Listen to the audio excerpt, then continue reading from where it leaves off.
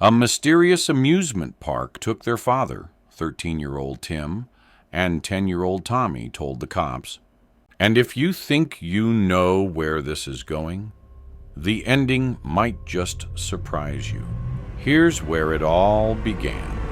It was just days after their mother's funeral when their father said, "Let's go for a drive."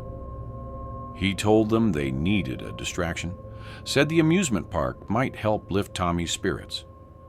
So they drove in silence.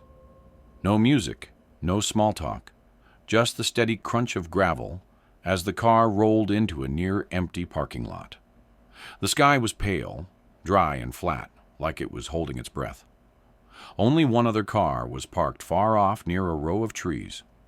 Its windows were fogged up from the inside. Tommy pointed. "There's someone in there." But when Tim looked, the car seemed empty.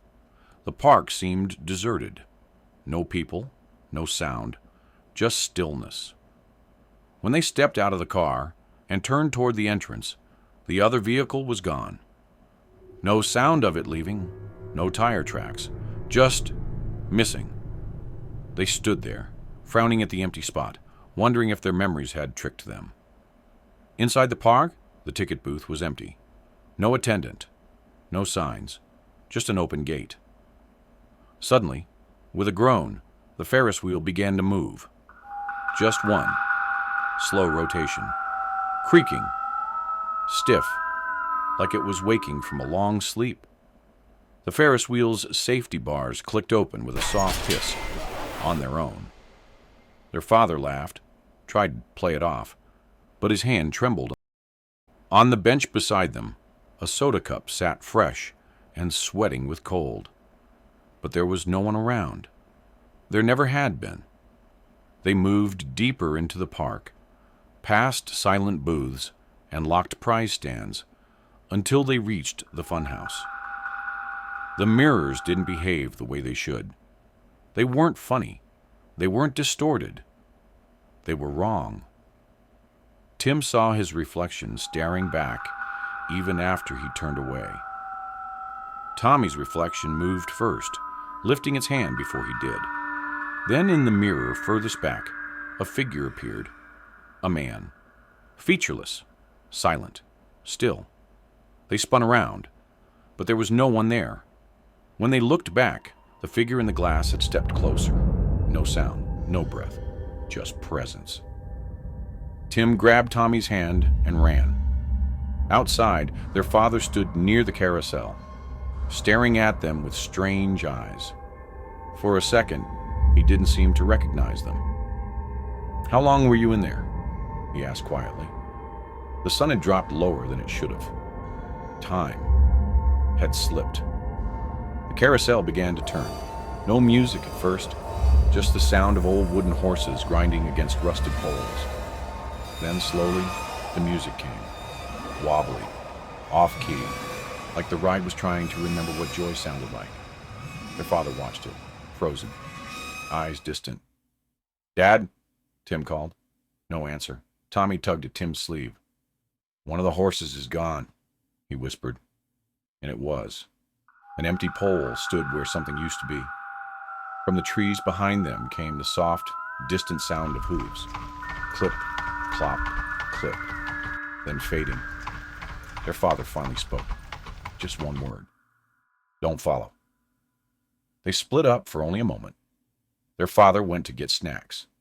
Tommy chased a stray balloon floating down the path.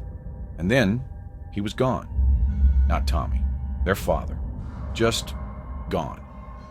The lights in the park began to shut off, one by one. The colors dimmed. The air went still. And then came the laughter. Too perfect. Too even. Like a recording played 1 second too late. Kim turned toward the booths and saw them. Figures. Faint.